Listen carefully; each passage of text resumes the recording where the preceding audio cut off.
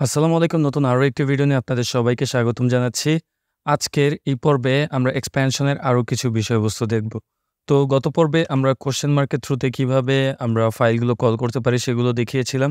আমরা চাইলে অনেকভাবেই কল করতে পারি। লাইক আমরা এখানে আরেকটা এক্সাম্পল দেখি গত পর্বে যেটা আমরা মিস করেছিলাম। এরকমই হয় আমার যখন আপনাদেরকে শেখাই বা আপনাদেরকে যখন আমি দেখাতে যাই এরকম অনেক কিছুই আছে যেগুলো মিস করি। আবার অন্য ভিডিওতে আমাকে সেই জিনিসটা আবার কভার করতে ইচ্ছা করে আরকি, কোনো কিছু বাদ দিতে ইচ্ছে করে না আপনাদের দেখানোর ক্ষেত্রে।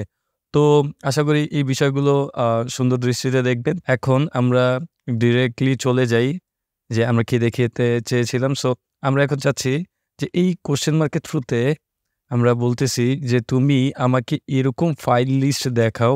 দেখে আমি এখান থেকে ডেস্কটপ লোকেশনে যাই। যাওয়ার পর আমি এটাকে ক্লিয়ার করে দিই। এখন আমি বলতেছি যে তুমি আমাকে এমন লিস্ট প্রিন্ট করে দেখাও বা এমন ফাইলগুলো দেখাও যেগুলোতে প্রথমে ৩ টা ক্যারেক্টারের নেম আছে, হ্যাঁ? বা ৪ টা ক্যারেক্টার দিয়ে নেম আছে। এরপর ডট দিলাম। তারপর আমি বলে দিলাম যে লাস্টে ৩ টা ক্যারেক্টারের ফরম্যাট আছে। লাইক টিএক্সটি, এখানে টিএক্সটি, এখানে ৩ টা ক্যারেক্টার আছে, হ্যাঁ? সিএসএস এটাও কিন্তু ৩ টা ক্যারেক্টার। তো আমি বলে দিচ্ছি যে তুমি ৩ টা ক্যারেক্টার ফাইলের লিস্টগুলো আমাকে দেখাও। তো এখানে ৩ টা ক্যারেক্টারের ফরম্যাট এবং ৪ টা ক্যারেক্টারের ফাইল নেম লিস্টটা আমাদেরকে দেখাবে, হ্যাঁ? এন্টার বাটন হিট করলাম। এখানে আমরা দেখতে পাচ্ছি যে এইখানে আমাদের যত ফাইলগুলো দেখাচ্ছে প্রত্যেকটা ফাইলের নেম ৪ টা ক্যারেক্টার দিয়ে এবং ফরম্যাটটা ৩ টা ক্যারেক্টার দিয়ে, হ্যাঁ? যেমন টিএক্সটি, এই যে APP1 এটা ৪ টা ক্যারেক্টার, রাইট? তো এরকম আমরা চাইলে অনেকভাবে আমাদের নিজেদের মন মতো করে আসলে আমরা এখানে এই কোশ্চেন চিহ্ন দিয়ে আমরা ফাইল নেমগুলো কল করতে পারি। এখানে আমরা চাইলে ১০০-১৫০ যদি আমরা চাই যে ইন কেস ফর এক্সাম্পল আমরা চাচ্ছি যে এখানে আমরা ১০০ টা ক্যারেক্টারের নেমের লিস্টগুলো দেখতে, সেক্ষেত্রে আমরা এটা ১০০ দিয়ে দিতে পারি। লাগবে না যদিও, কিন্তু আপনাদেরকে বোঝার সুবিধার্থে আমি বলে দিচ্ছি, হ্যাঁ? তো আজকে আমরা আরো কিছু বিষয়বস্তু দেখব, যেমন রেঞ্জ নিয়ে, রেঞ্জ অপারেটর নিয়ে আমরা কিভাবে কাজ করতে পারি। তো আমরা চাইলে এখানে আমরা একটা লিমিট দিয়ে দিতে পারি, হ্যাঁ? যেমন আমরা চাচ্ছি যে ইকো তুমি প্রিন্ট করো অ্যাপ নামে app.txt। ওকে, তো আমি ফাইল নেমটা দিয়ে দিলাম। এইখানে আমি থার্ড ব্র্যাকেটটা দিয়ে দিতে পারি। দিয়ে আমি কি বলতে পারি যে তুমি অ্যাপ নামে যে ফাইলগুলো আছে সেগুলো তুমি কল করবা। কিন্তু এখানে একটা বিষয় লক্ষণীয় যে ১ থেকে 4 পর্যন্ত যত ফাইল নেমগুলো আছে সেগুলোই তুমি কল করবা। ঠিক আছে? তো এখন যদি আমি এন্টার বাটন হিট করি, সে দেখেন অ্যাপ 1 থেকে শুরু করে অ্যাপ 4 পর্যন্ত যে নামগুলো আছে সেগুলোই কিন্তু আমাদেরকে কল করে দেখাচ্ছে, রাইট? এখানে আমাদের শুধু app.txt এটা দেখাচ্ছে না। কেন দেখাচ্ছে না? এটা গত পর্বের মতো সিমিলারই। কারণ এখানে আমি বলে দিয়েছি অ্যাপ নামের পরে কিছু একটা থাকতে হবে, হ্যাঁ? যদি কিছু না থাকে তাহলে সেটা তোমার দেখানোর দরকার নেই। সে কিন্তু সেই কাজটাই করতেছে। তো আমরা এখন চাচ্ছি যে তুমি এখানে আমরা এই যে আ এভাবে দিয়ে দিতে পারি, তুমি ৪ নাম্বারটা দেখাবা, ২ নাম্বারটা দেখাবা, ১ নাম্বারটা দেখাবা। ৩ নাম্বারটা দেখানোর দরকার নেই, হ্যাঁ? এন্টার বাটন হিট করলাম। সে কিন্তু আমাদেরকে সেভাবে দেখাচ্ছে।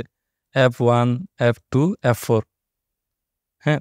দ্যাট মিনস এই অ্যাপ নামের পরে এই 4, 2, 3 এরকম সংখ্যা আছে, সেই ফাইলগুলো তুমি আমাকে দেখাবা।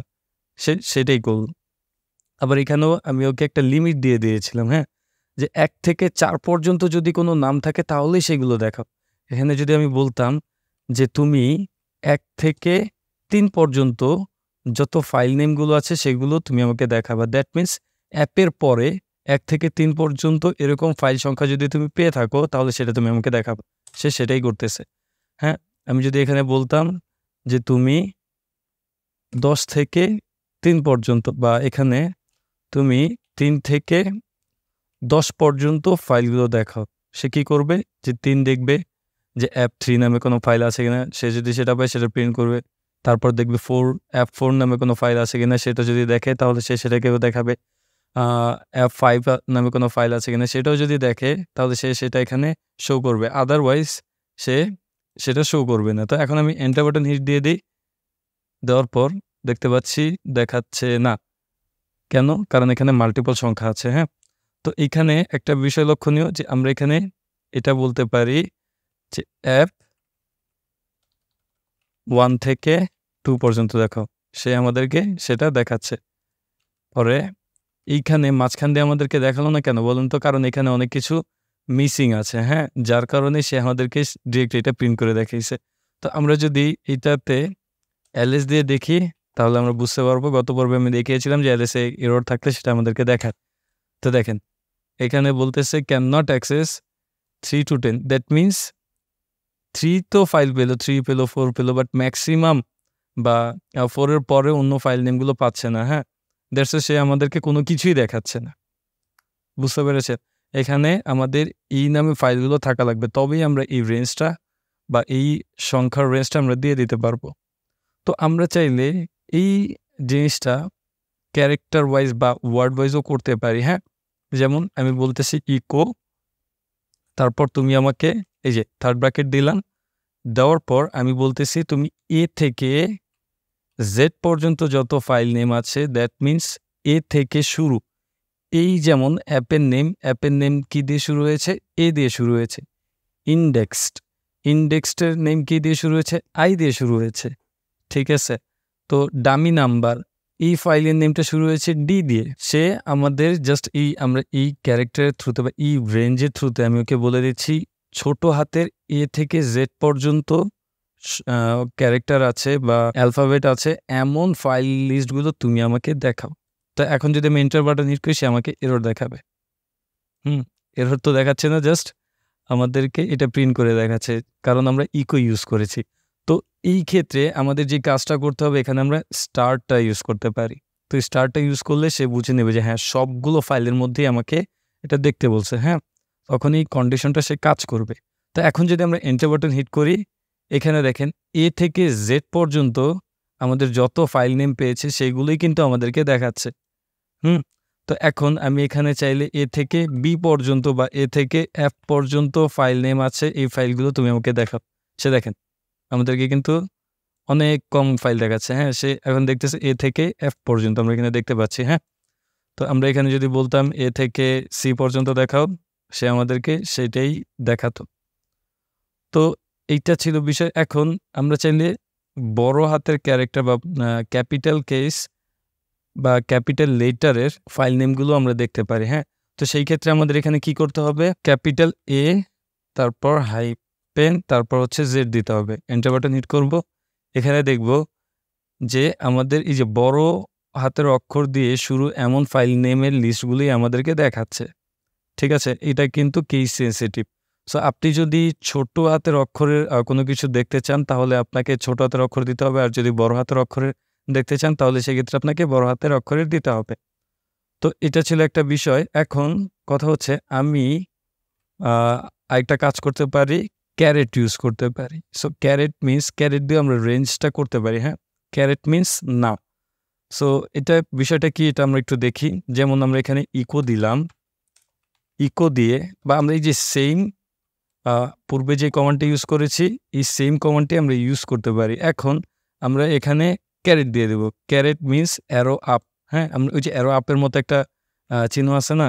আমার কিবোর্ডে শিফট 6 নাম্বার যে বাটন, আই মিন 6 নাম্বার যে বাটনটা, হ্যাঁ?